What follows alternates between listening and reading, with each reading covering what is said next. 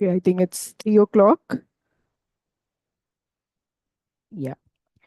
So, very good afternoon uh, to all the students, prospective parents, and any other participants who have joined us here today for the webinar where we are going to talk about our journey with our academic program, B.Sc in Behavioral Health Sciences. I'll introduce myself.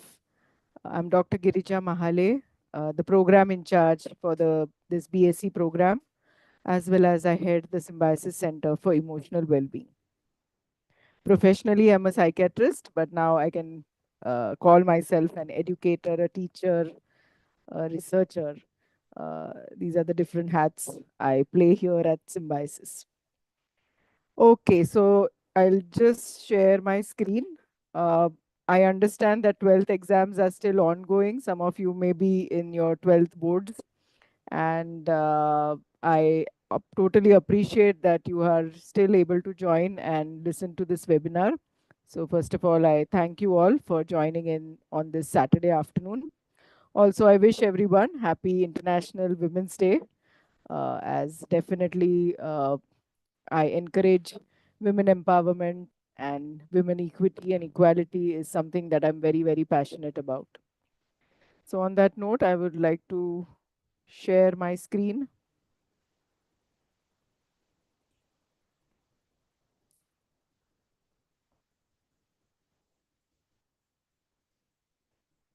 Okay, so dear audience, if there are any technical glitches, do let me know on chat box. Feel free to use the chat box. This is an informative session, and this is also a session to clarify any doubts that you may have specifically about this program. So please feel free to use the chat box to ask me questions. I would want to dedicate the last 10 minutes of this webinar to taking as many questions as I can. I will on full screen.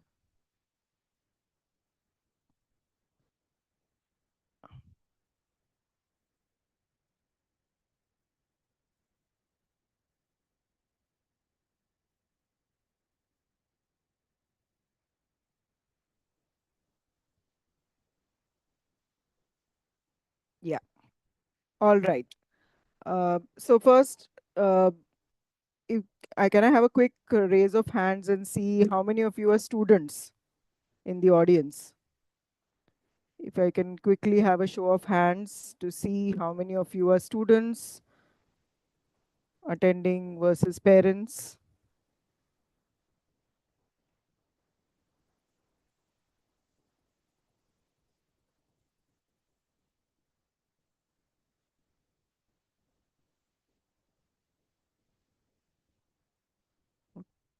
Okay.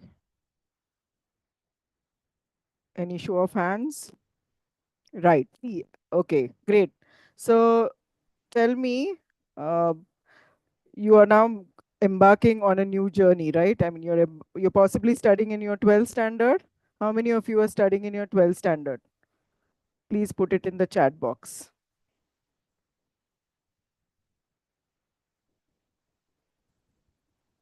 Or you can again show of hands if you're studying in the 12th at the moment. Okay, couple of y'all again. Very good. Okay, so y'all are embarking on a new chapter in your life. This is the most crucial age where a lot of important decisions that you're making with respect to your life. So I'll firstly, even before I go and talk about this program, want to really talk about uh, what do you understand by career and how do you actually make career choices. Why is my screen?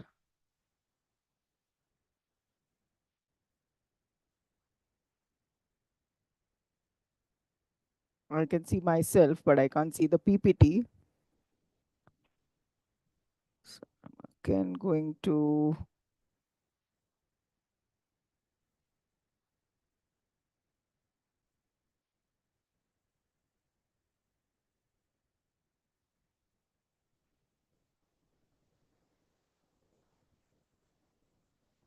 1 minute. I'm just going to stop sharing and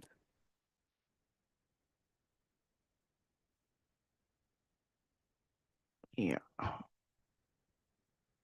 Yes. All right. So first, let's start with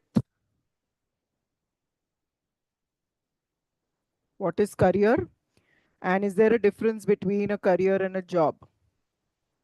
Would anyone want to unmute and share their thoughts about what they understand by what a career is? This is not your exam. I'm not absolutely not judging you with your answers, but I'm just very curious to know, at the 12th level, what is your understanding of the word career? Anybody?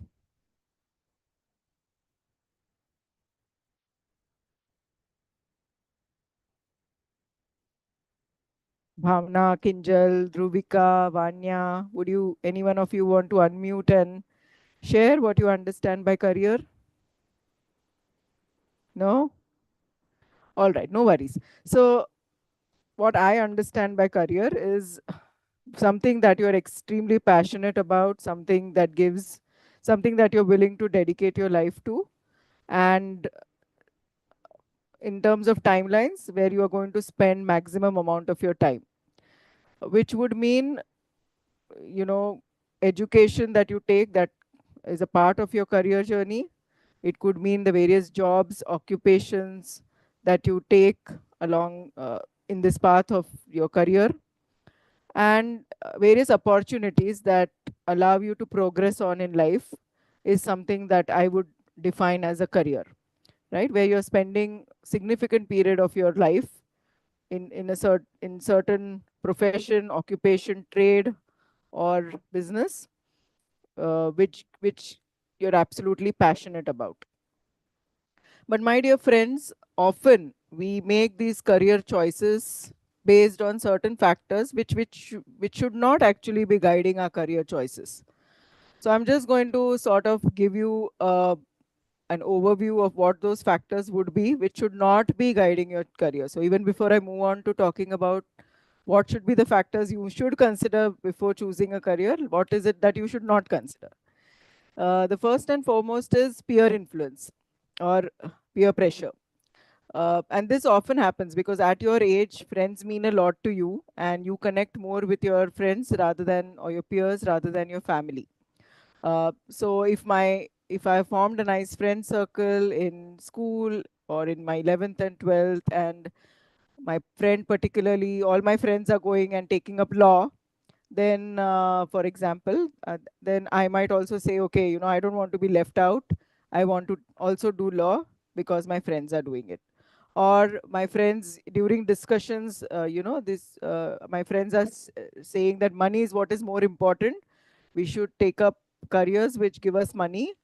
So the thought shared by peers should not be the influencing factor for you to choose a particular career. I mean, you may listen to them, you may hear them out. If it resonates with you, and if that's also what you wish to do, then that, of course, is a different matter. But that should not be one of the primary reason why you choose a particular career. Second is, of course, and this is more applicable to our Indian context and culture, where parental, family, or societal pressure becomes a very crucial indicator or a factor for choosing a particular career, especially in certain well-known or prestigious professions. So as to say, prestigious professions like doctors or engineers, where if both parents are doctors, then the likelihood of the child also taking up medicine becomes very high.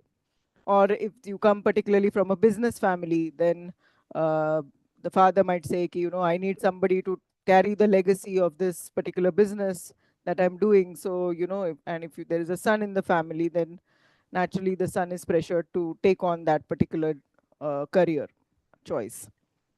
Or certain gender stereotyping. What I mean by that is certain professions are particularly chosen by certain gendered persons, right?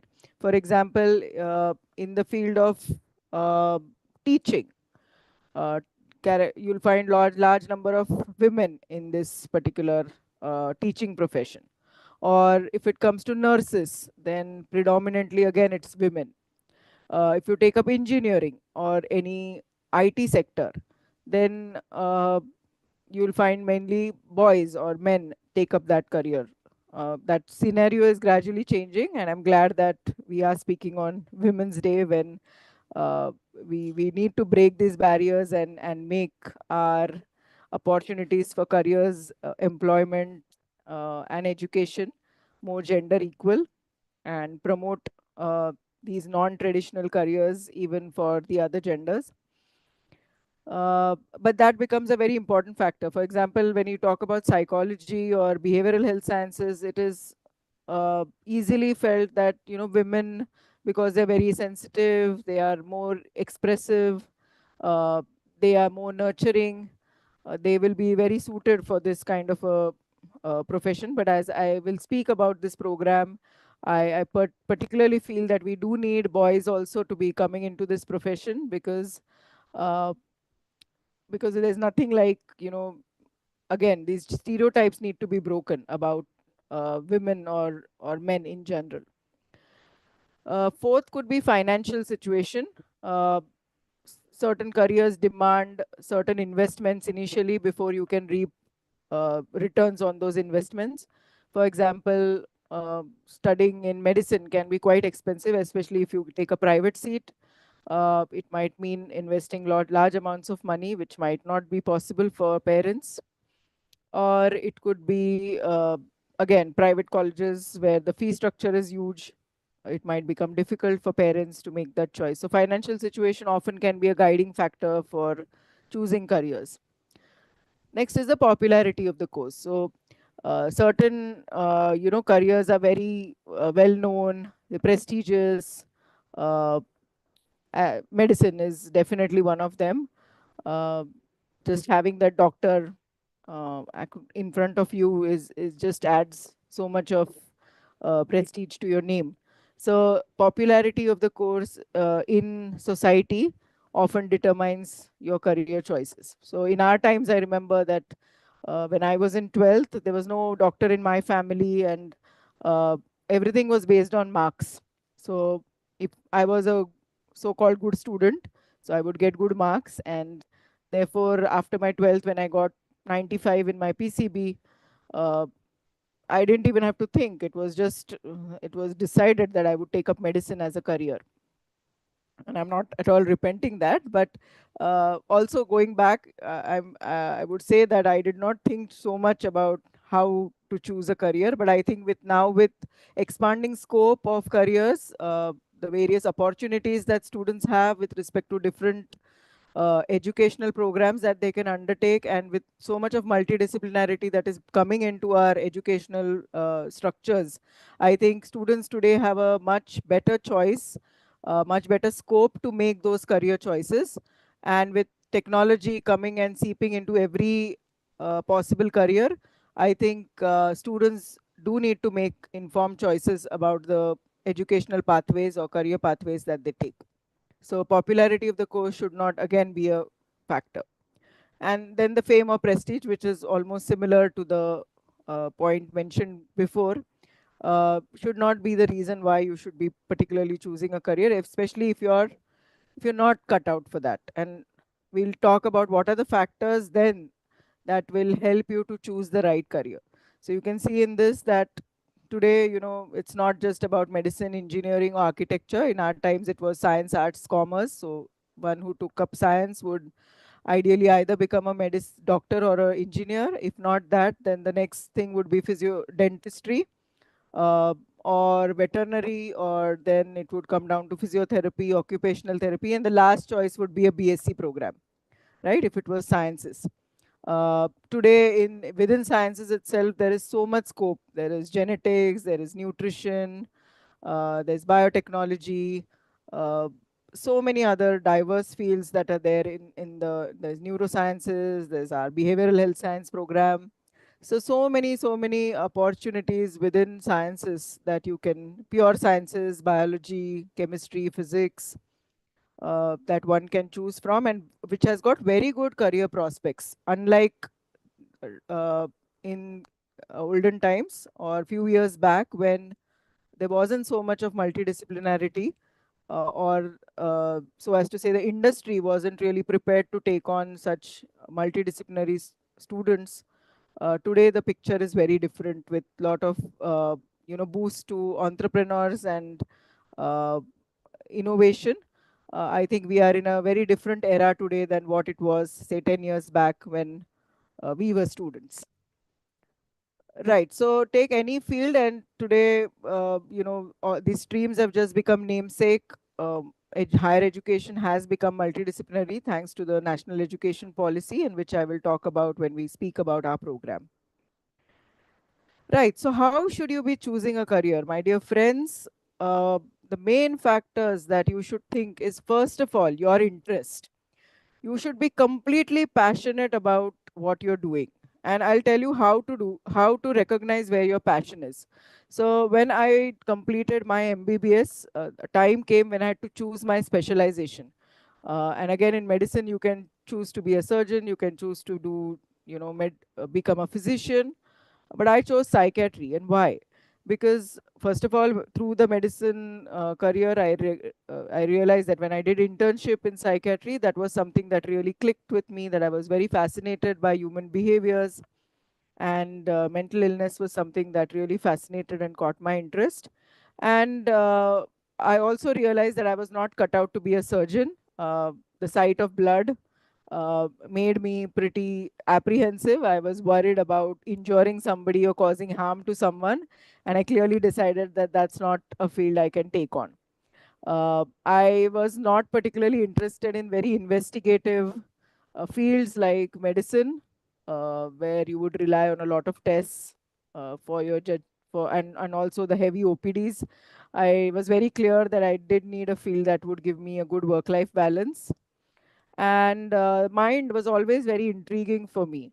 Uh, what really helped me to make that choice is my professor then, Dr. Charles Pinto. He's no longer there, but he was my role model then, who said this one line to me, and that really resonated. That he said that, Girija, if you were to, on an emergency call and somebody were to wake you up at 2 a.m., would you be still getting up with that equivalent passion and interest and looking after the patient? Then that's the field for you. And that's how, when I did my internship, I realized that when it came to emergencies and psychiatry as well, I was equally interested no matter what the time of the day was. And I that really helped me to make my career choice, and I absolutely don't regret it. I'm equally passionate about mental health even today as I was in 2004 or 2004 when I entered my MD, right? So interest and passion is key, but alongside, you also need to look at your own personality. uh, I think by the age of 18 or 19, you're quite aware of, what sort of a person you are, whether you are introverted, extroverted, you like, being with amongst public, you like talking. Uh, are you somebody who is very flexible? Are you very good with, uh, say, technology? What sort of personality do you have? Is something that either you understand, or some tests help you to identify your personality traits. And then backing up all of that is, of course, your IQ, your intelligence, which I believe that majority of the students today do have a good IQ. Uh, Majority of, at least the middle to higher socioeconomic class of students who do have a good background and who have got good educational opportunities. We are exposed to so much of information today that intelligence, I don't think IQ is an issue with majority. Majority of the students are able to sort of grasp concepts quite easily. But your aptitude, again, something that whether your interest matches your intelligence, whether you're inclined towards a certain field, is what we mean by aptitude. And I think all these factors are very, very important when you choose a career. So if there is any uncertainty about your what career choice you're making, or you're confused, whether I should choose this. I like law as well as I like psychology, or I like economics as well as I like psychology, but I'm not able to make a choice. Then I think you should go for career counseling, which then through some it's a psychometric test basically, where they test your intelligence, your aptitude, your interest, and your personality, and give you a comprehensive report whereby you will be able to make an informed choice about your career, right? So no harm in getting career counseling done. I absolutely encourage students, especially if you're not clear. Some students are very, very clear that they want to take up a certain career right from a very early age. They're very clear that why they're taking it, and they know what lies ahead of them. So they've studied enough. They've possibly done a couple of internships as well to understand the field, and that's exactly how it should be before you make a career choice. Why I'm saying this is because, unfortunately, in India at least, once you take up a particular educational pathway, uh, navigating to something that afterwards, to something which then is different from the current program that you're doing, becomes a challenge. Although NEP does talk about, lateral path entries and credit banks, it still becomes challenging, especially if you've entered a particular niche area and then you want to take up something which is totally different at a later stage. It can become very challenging.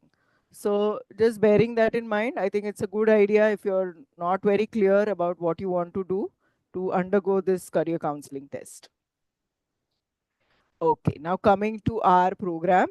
Now, interestingly, students, our program, when we launched it, was called B.Sc in Mental Health, and still the program continues to be focused on mental health. Behavioral health is just another terminology or a preferred term to mental health as per the National Commission of Allied and Health Professions Act, which I will talk about why we changed the nomenclature of our program from mental health to behavioral health sciences.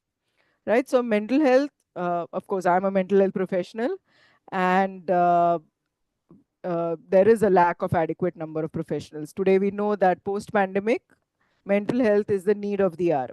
Uh, we are having an epidemic, or I can say even a pandemic of mental health issues. I would say 1 in 5 individuals does suffer from some mental health issue or the other. And, these are the very gloomy statistics of our country, that we have only about 0.56 qualified mental health professionals per 1 lakh population. And these are again very, unfortunately, India is the depression capital of the world. Uh, when it comes to suicides, we have a very high number of suicides, especially among students, and of course the other vulnerable population groups like farmers or people from minority groups, who are very vulnerable. And uh, there is a lot of economic loss, and it directly impacts the quality of life and of people, and productivity is definitely hampered because of, if mental health issues remain untreated or unlooked into, then definitely it is going to be a challenge. And that's where the idea of launching this program came into the picture.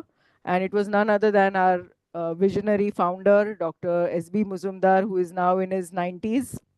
Uh, he, uh, during those times, founded Symbiosis, with the whole vision of Vasudhaiva Kutumbakam, world is one family, which are recently our G20 uh, statement was, uh, Vasudhaiva Kutumbakam. So Muzumdar sir is way ahead of uh, the country, I would say, and he can foresee what the need of the country is going to be 20 years in advance. So in that sense, he called me. This was during the pandemic. He invited me to his office, and we sat down, and he's a thinker, he sits, and he was just sitting, and he was sharing, what do you think, Girija, about the mental health situation in our country? And I said, sir, it's very grim, and this is what the statistics are. So he, being a true academician, he asked me, so why don't, and he asked me to study all the academic programs that are available that make mental health professionals. And I shared with him the various psychology, B.Sc programs, BA programs, psychiatry MD, and there's psychiatric nursing, and then there's psychiatric social work, And all these make up the mental health professionals. And then there are these lay counselors, who do some odd certificate programs and then label themselves as psychologists or counselors and are freely practicing in our country, but they are not in truly, in my sense, qualified to be called as professionals, right? So that's when he told me that why don't we come up with an academic program that can bridge this gap. And that's when we sowed the ideas of starting this undergraduate degree program in mental health. So this is a photo of our first inaugural uh, function, where you can see Dr. Muzumdar in the center. And on his right is Dr. Pararikar sir, who is a very senior psychiatrist who has been a mentor, a guide to us through our academic journey. And on the left is a very senior clinical psychologist, Dr. Anuradha Sovni, who's also been a very senior faculty, a professor in SNDT University, Mumbai, and has also been an advisor for various government-led programs and initiatives in mental health. Uh, that's our previous Vice Chancellor, Dr. Rajni Gupte, and our Provost, Dr. Rajiv Yeravadekar, who is also a pro-mental health person who always encourages new academic initiatives in mental health.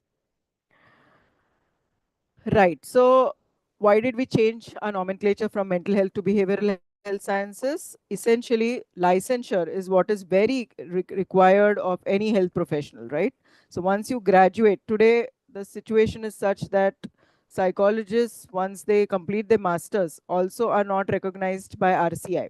RCI only gave licensure to clinical psychologists who have done their MPhil from an RCI recognized institute.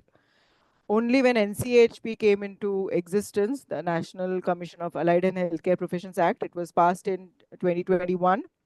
And once it was passed, the Act clearly mentioned the licensure pathway for psychologists other than clinical psychologists registered under RCI. All of them would come under the licensure of NCHP, right? So it, and in that annexure they have clearly mentioned that behavioral health science be the preferred, or behavioral health be the preferred term to mental health.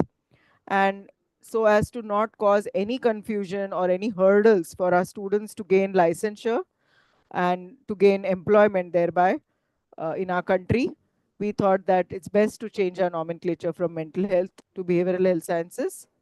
But by no means we have actually, there have been a few good changes that we have made to the program structure, which I will be shortly talking about. But essentially, the core ethos, or uh, the objectives of a program continue to be the same, where we want to create counselors who are knowledgeable, who understand mental health, the whole spectrum of mental health, not just the illness aspects, but the positive aspects, who are able to apply those principles first to themselves before they can apply it to anyone else. So in that sense, a very practical program where we first talk about improving your own mental health, then improving mental health of others, and basically being able to convert the knowledge into core applicable skills in the industry. And when I say industry, it means various sectors that will offer you opportunities to work, as well as the community at large, right? So we wanted to come up with a program that will give you the in-depth knowledge of the subject, will help you to connect it with various disciplines, because mental health is something that intersects with each and every aspect of life, right? It intersects with law, it intersects with uh, anything, even in economics, uh, even to economics. It connects with journalism. Uh, so psychology or mental health is connected with large disciplines from other faculties as well. All right. So why should you look at this program? Because as I mentioned, and that you will come to know from the curriculum that I'll share, that it is a very robust, holistic curriculum, and we accept students from any stream. Why? Because it's completely NEP aligned, and I believe that multidisciplinary education is a need, and that is something I say from my own experience, because having done medicine, I realized that my financial literacy is extremely poor, was extremely poor.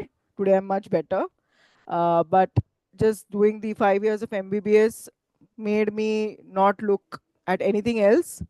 So our knowledge about other fields is extremely poor, whether it's law, whether it's media, whether it's managed technology.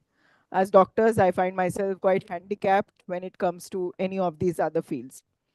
So the program is absolutely multidisciplinary, which allows you to build all the skills set, the abilities that are required for the 21st century to become a successful, not just a successful professional, I would say, but to be a individual who has the, once you have the abilities and skill, you naturally have the confidence, and thereby you develop the ability to navigate the various challenges that come by your way, which is bound to happen. So challenges are going to be a part and parcel of each one of our lives as AI is seeping into our lives. The job scenarios are going to change rapidly, and we don't know what's going to lie 10 years ahead of the time.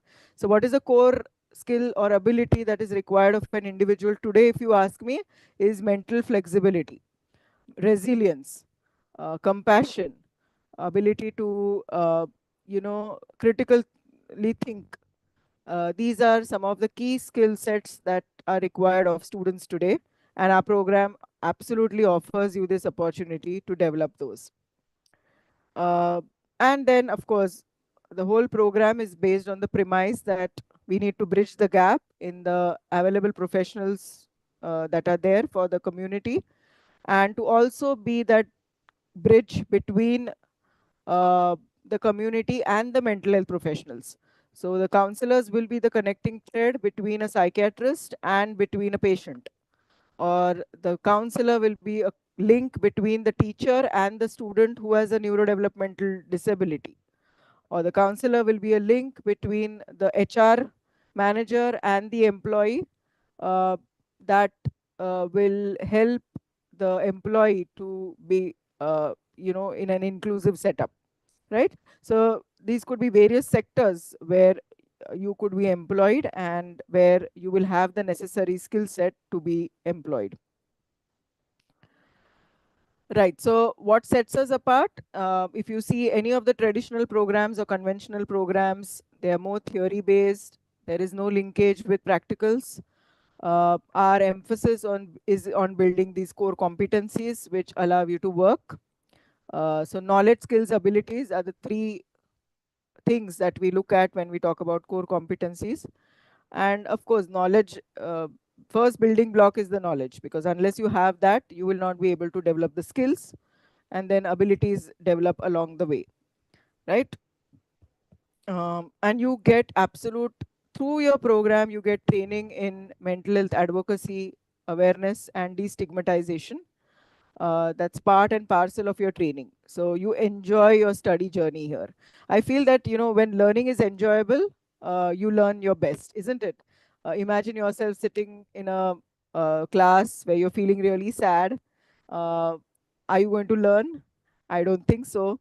Uh, so, being in an environment where you feel happy, where you are not just learning theory, you're not just sitting in class, you are actually going on the field, you are, observing things, you are talking to different professionals, you're interacting with a large group of people.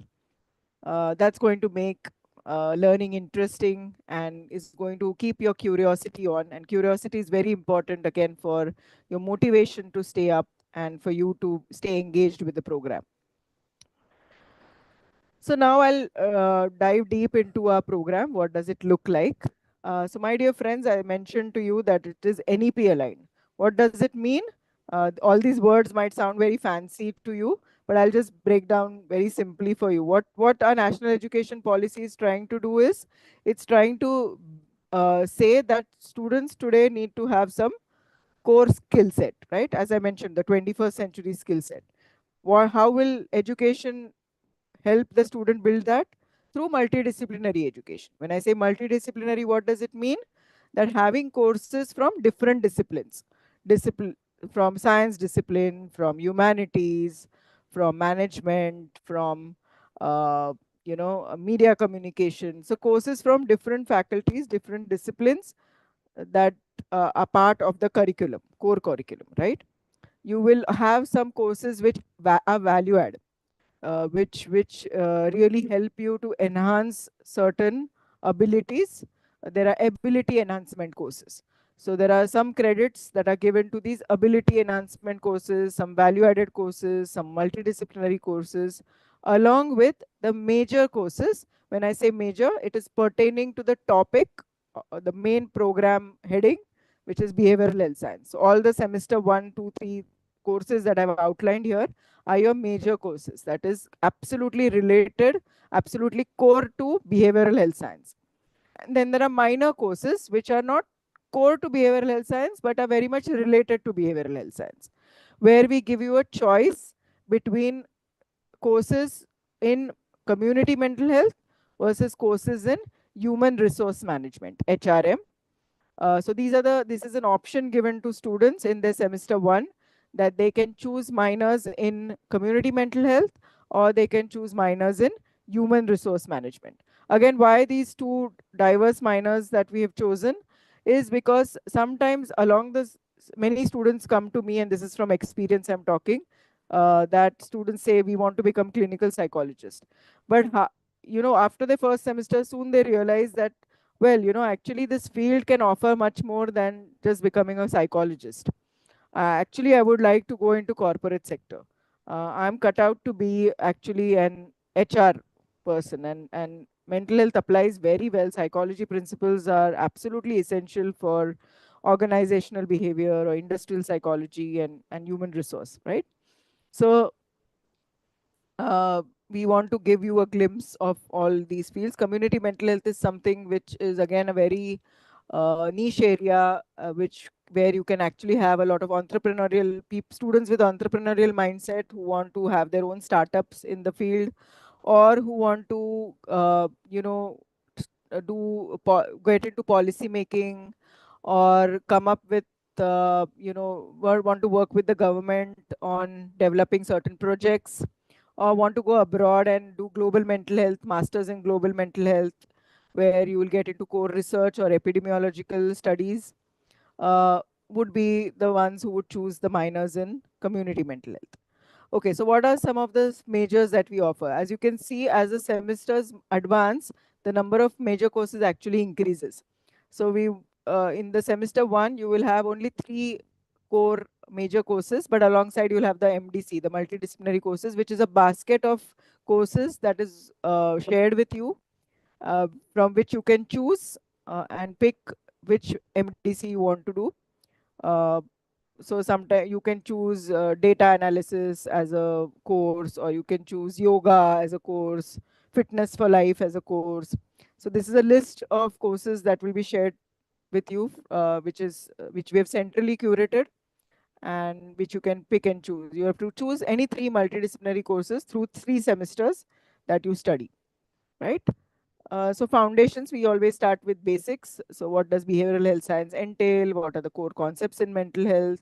What are the various determinants of mental health? As mental health is a complex interplay in your biology, your neurochemistry, your neurobiology, your genetics, and how your psychology, your temperament, your personality, your coping strategies, how does that interact with your social environment, with your culture? How do they all interact with each other to determine how you feel, or how what is your psychological, social, emotional well-being, right?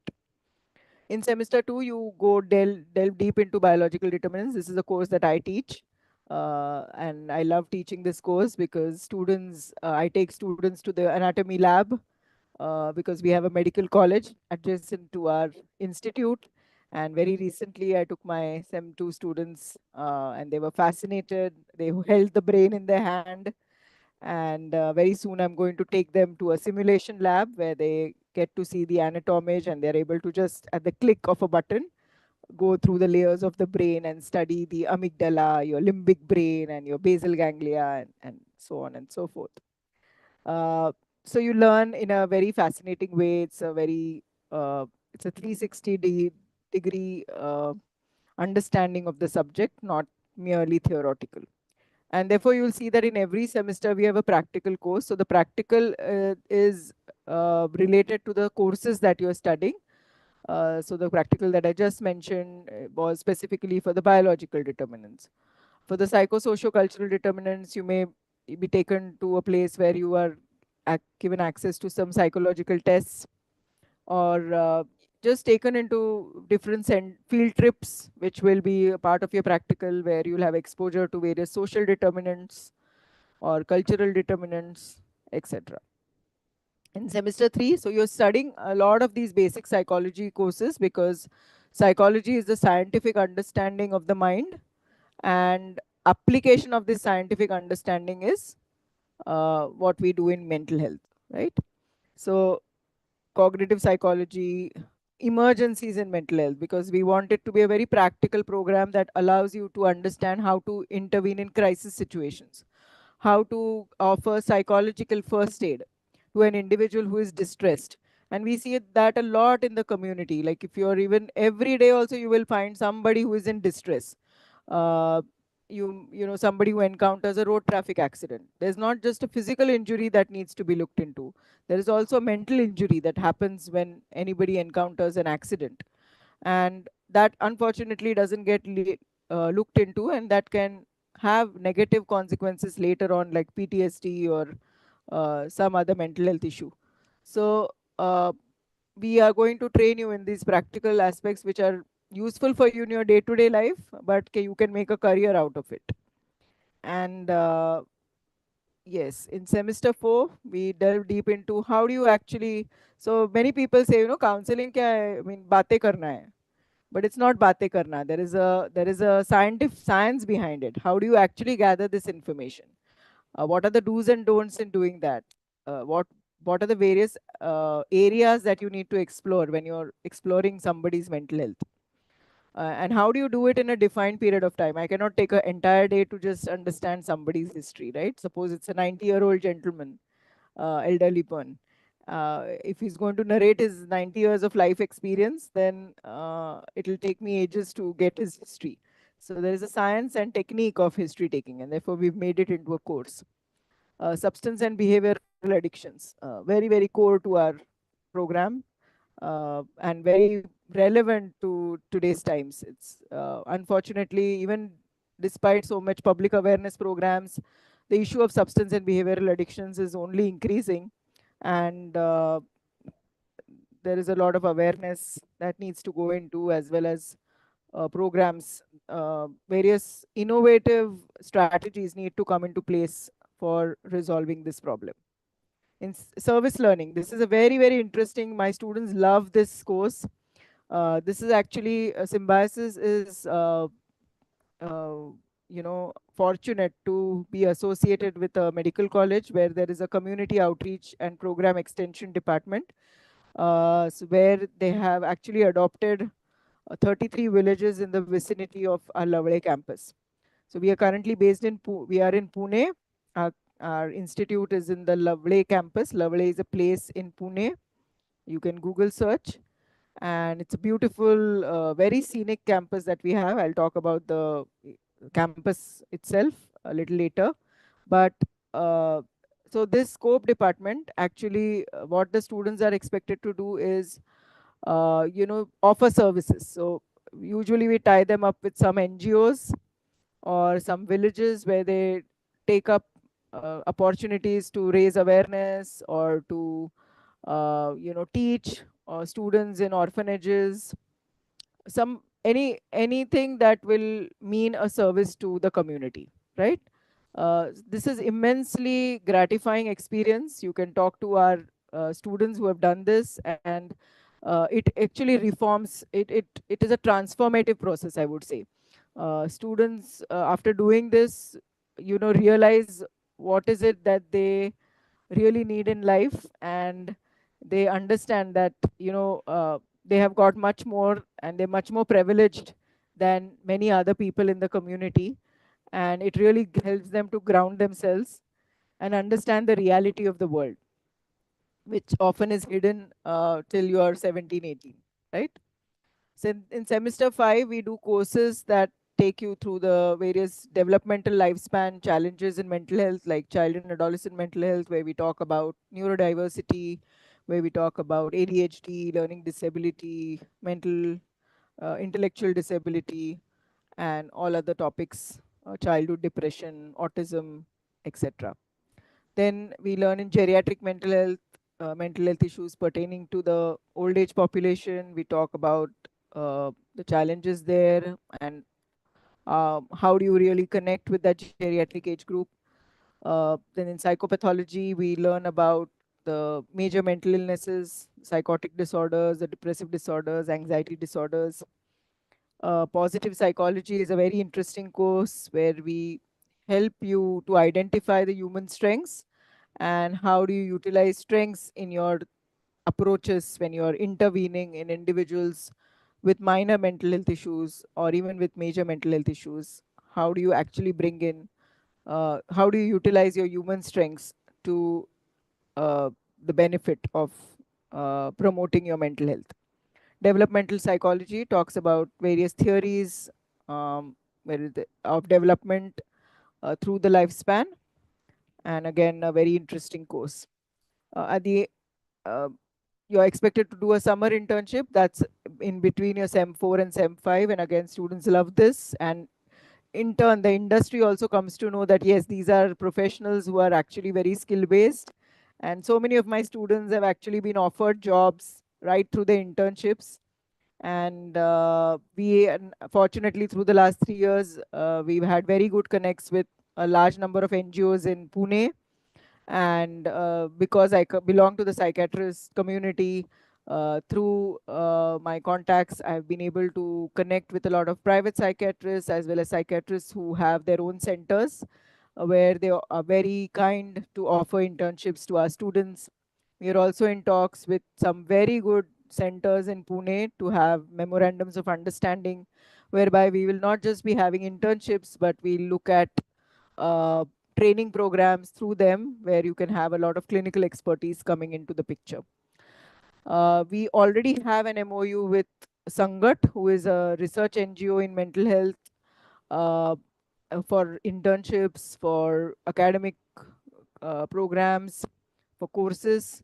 We already have, and in fact, our semester 6 student recently has secured a 3-month internship with Sangat, and that's a very, very good opportunity that will pave way for her to secure some good employment and career prospects for her in the future. As you go into your advanced semesters, semester 6, 7, 8, now is the time when you now start to understand research, research methodology in behavioral sciences. Now, this is again a course which we have customized specifically to behavioral sciences. What are the various research methodologies that you can use, and again, a very practical course where it's not boring, like you're not learning research like theory, which how we learned in our MBBS, which definitely deterred me from conducting any form of research then. But this again has been in consultation with Sangat, we have developed this course. uh, then you do some practical courses like assessment of mental health, and introduction to health psychology and counseling psychology. So now from semester 6 onwards, you start to get introduced to all the various specializations that you can take up if you want to pursue a career in psychology. Because now there are so many diverse streams in psychology. Students are only aware of the traditional clinical and counseling psychology, and some students are very fascinated by what forensic psychology is. So we thought, why not introduce you at the undergraduate level to these various courses, so that you can again make an informed choice as to uh, um, what program do you want to choose when it comes to your masters. In semester 7, then again you are continuing with your research methodology 2, as well as your applied statistics, because soon you're going to be involved in a research project. So although semester 8, we have mentioned a research project, ideally you'd start with your research project in semester 6 itself, so that you are able to complete it by in semester 8, you submit the project, right? Uh, And then you also learn the whole journey of mental illness. So when it comes to rehabilitation, recovery, developing management plans for clients, modalities of intervention, where you learn about not just psychotherapies or counseling, but you also learn about medications. So we do have a course on psychopharmacology. uh, I only teach that, and that's because in community tomorrow you should be aware that you should particularly be aware what are the myths around medications, and you should yourself be clear about what role do medications play in the treatment of mental illness. But of course, this does not give you any rights to prescribe, and we are not at all promoting that. And you also get a glimpse into forensic psychology and criminology, and our profession is a service profession, so it definitely has needs to have a course on ethics and legalities, and there are a lot of legal aspects that one needs to bear in mind and absolutely follow. Then we also have a course on sports and exercise psychology as well as school psychology as part of our semester 8. How are we with time? I just have 10 minutes. So I'll quickly take you now through. So how do we do all of this? One is theory, but the most important aspect is our skill labs and field visits. We've taken students to Muktangan Rehab. We've taken students to Chaitanya Rehabilitation Center. We've taken students to geriatric healthcare centers, taken them to Mind Gym, Manas Shakti Kendra in Lonavala. So fascinating field trips that expands your vision and horizon. Uh, Supervised research projects, or faculty is equipped to supervise you in your research project, which can take you to even publications. And at least 2 internships, but we encourage that in every summer break you do some observership or internship to ensure that your clinical skills are up to the mark. So in terms of future prospects, and this is the most important question for you and your parents, that what do you do after this program? Well, as I mentioned to you, you will be a behavioral health science counselor. You can work in healthcare sector as a mental health support worker, or you could work in corporates as a mental health counselor. You could work in schools. You could work in educational setups, NGOs, and you could even become a research assistant. Or of course, you can then take up a master's program. Many of you may want to pursue your further education and take up various fields in psychology, or you may want to do HR, MBA in HR, or you might want to take up you may want to study law, and you can absolutely do that. And or you might want to go into journalism, but which is focusing on health aspects of journalism, right? So these are the various trajectories that you could take. I think the sky is the limit, if you ask me, with respect to trajectories.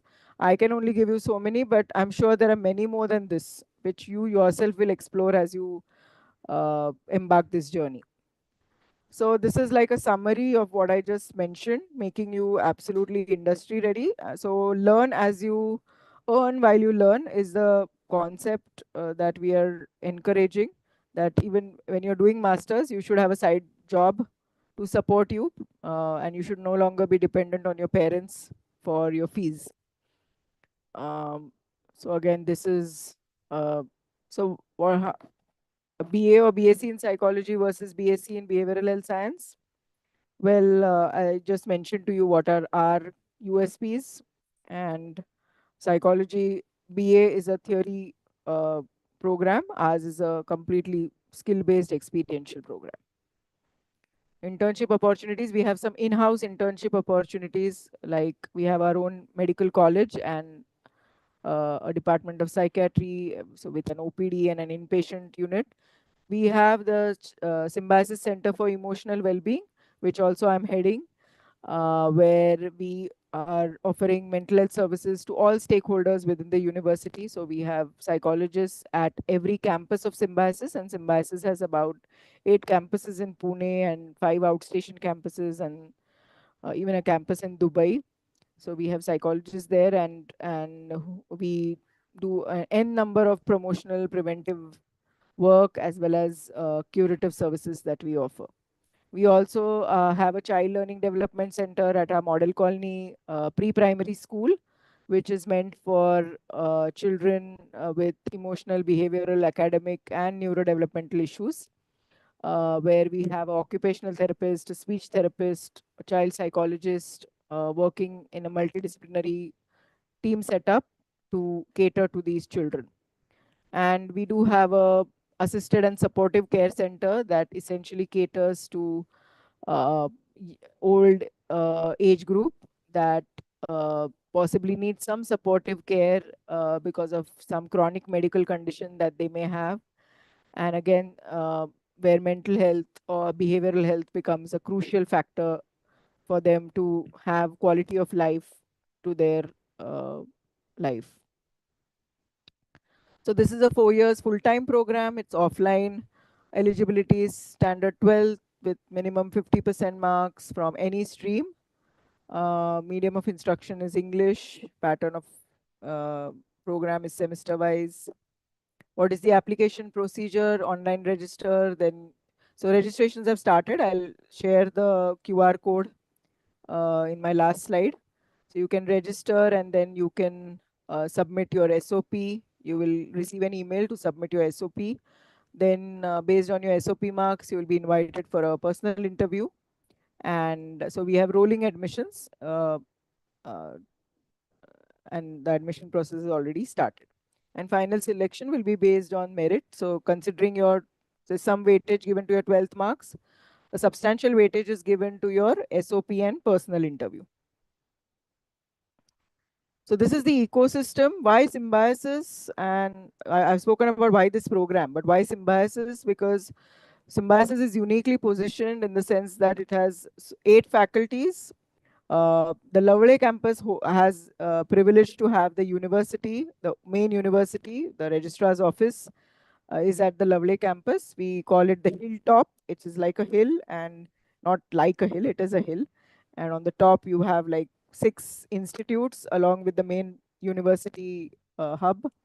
And at the hill base, we have, again, on one side of the hill, we have the engineering college, the School for Culinary Arts and Nutritional Sciences and the Biological Sciences.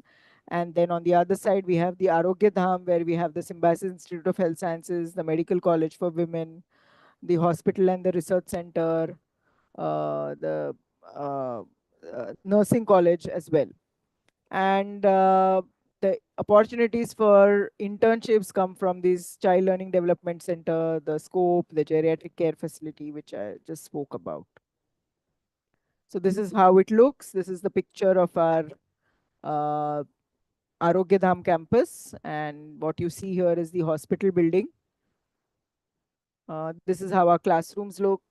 This is the hostel facility. It's a non-residential program. So students may opt to stay outside the campus. Uh, and hostel is available at on first come first serve basis. This is the auditorium and the mess. And these are the opportunities for extracurricular activities, whether it's swimming, beautiful swimming pool on hilltop, uh, state of the art gym facility, a beautiful ground, and opportunities to play basketball, cricket, and many other indoor games. We are also accredited, so officially NAC grade A++, which means that we are, the external agencies have authenticated that we run the program in an ethical, there's a certain standard to our programs that we run. And these are the career prospects, which I think I've already spoken about. And last but not the least, this is the QR code for registration. And if you have any queries, you can write to us on inquiry.mentalhealth@shspune.org. And that's our website, www.shspune.org, where you can have all the details. Uh, just a disclaimer, I want to let you know that the program structure currently that you can see is possibly the mental health program structure, because we've recently changed the nomenclature. There is a process by which we get approved program structure from the academics department. In very short while, you will be seeing the latest, the 25-29 batch academic program structure very soon. So don't be startled if you see the B.Sc MH program structure currently on our website. These are the contact numbers, and we would be very happy to answer any of your queries. And we're more than happy to have you on the campus, to have you a tour of our campus, and also for parents to interact with the faculty. You're more than welcome. That's all from my end. I think I'll stop sharing. So if there are any questions, which I would definitely like to dedicate some time to.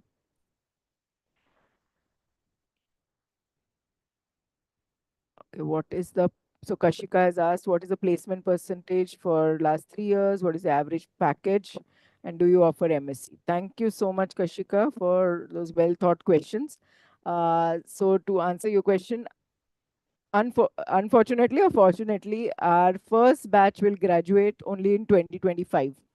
And in fact, we are also launching a master's program this year. So we are offering a master's in behavioral health science with specializations in health psychology and counseling psychology that we are commencing in 2025. We are also giving the opportunity to our 22 batch, which was a 3-year degree program. By then, NEP had not come into the university.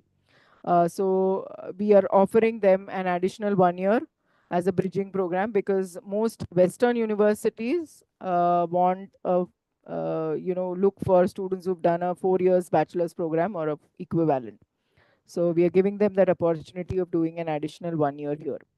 So as of now, as I mentioned, we do not have that placement record, but I'm very confident, and you can talk to the 25 batch students about the career prospects. That some of them have already, got some job assurances from the places where they're currently doing the internship.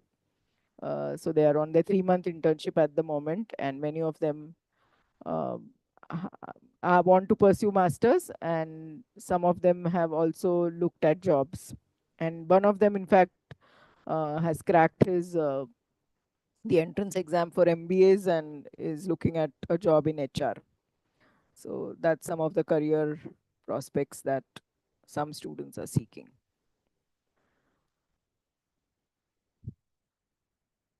Any other questions? I hope, Kashika, I've answered your question.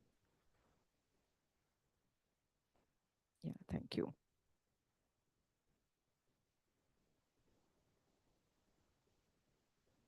If you're comfortable, you can,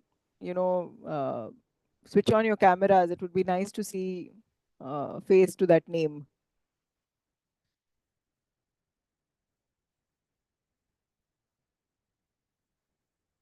Any more doubts regarding program, regarding the campus, regarding the location?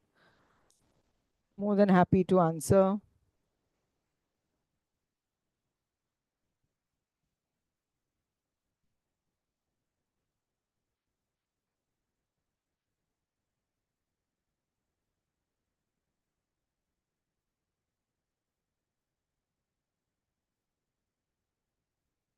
No? Any parent in the group? Any parent would like to ask any questions? Are your 12th exams going on at the moment?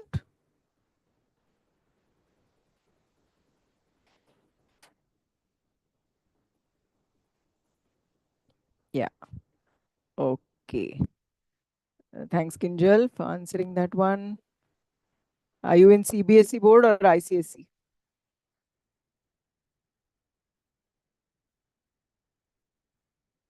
CBSE. Okay. So I believe it's as per the subjects that you've opted for. I think the exam goes on till end of March or early April, is what I understand.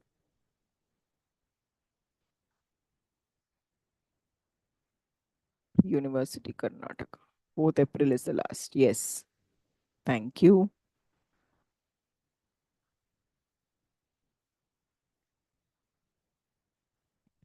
All right. So if there are no more questions, I once again thank you all for sparing your valuable time in listening to me.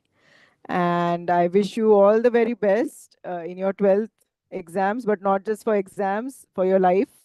Whichever field, whichever program you choose to do, I really wish that you find your place and happiness. Most importantly, you're happy in whatever you do. And once you're happy, I'm sure there is no boundaries to success, right? And if you ask me pay package now, Kashika, I would say that it all also depends on you. It's not just the profession which, see, money flows where there's passion. I feel that if you're really good in your work, if you're passionate, and if you have, you can reach any heights, and money will follow you. You don't have to follow money. Money follows where there is passion. So what is most important required is you have to be absolutely passionate about what you're doing. You have to keep your mind open and absorb as much as you can at undergraduate level. That's my sincere advice to you all, that at this stage be open minded. Don't be very close that I want to be a clinical psychologist only. uh, don't come with that mindset. And even if you've come with that mindset, I'm sure that through the next, if you come with us, we'll help you broaden those horizons and help you to explore and find your place uh, in whichever field you choose to be, right? Yeah. So take good care of yourself. As I said, this age group is amazing. You will, and once you get into higher education, it's a place where you're going to find, you're going to make new relationships, you're going to be developing your identity, you will be autonomous, independent, away from your family, and also learn all those life skills. Pune is a lovely city to be in. Uh, it's the education hub of India. Lovely campus is extremely scenic, and especially in the monsoon months, it's we have peacocks on our campus. We have amazing biodiversity. In fact, we have a center for biodiversity and climate change and sustainability. So we have some amazing research centers here. We have a center for AI. We have a research center in nanoscience, nanotechnology. We have a research center in medical image analysis, and we are currently in talks of establishing us a center for behavioral sciences, so where you guys can come conduct your research studies. So that's what we are looking at, constant expansion, bringing in a lot of changes. So as you can see, our program is evolving. The program structure which was there in 2022 is now completely transformed. We have, based on the student feedback and expert feedback from our advisory board, we have a very robust advisory external board where we take advice from our experts, industry experts, academics, and we are constantly innovating and evaluating our program and improvising on it. So we are very clear with respect to our value system. That's very much in place. And I don't say that there will be no challenges. Of course, there will be challenges, but we are here to support you and hold your hands through this next 4 years for you to be with us, right? But even if you're not, as I said, I wish you success and happiness in your life. Thank you, and God bless you. Should we end the meeting?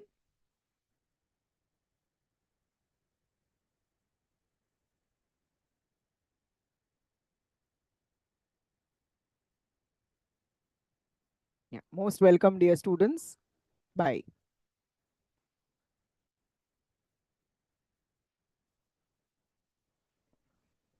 Thank you, IT team. Thank you for supporting us.